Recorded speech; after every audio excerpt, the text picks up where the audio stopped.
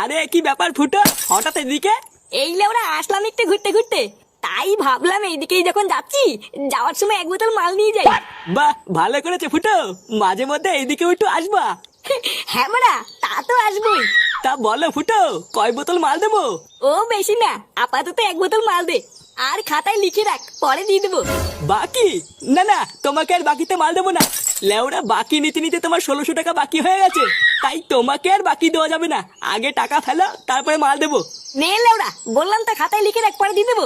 ভোদার বাল এমন করছিস, আমি কি তোর টাকা মেরে দেবো নাকি?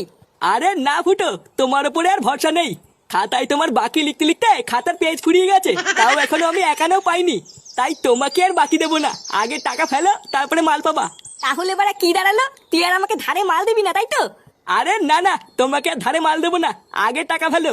দাঁড়া সাথী ছেলে, আমি টাকা নিয়ে আসছি, তারপর দাঁড়া, তোর আর তোর দোকান দুটোরই কপাল মারছি।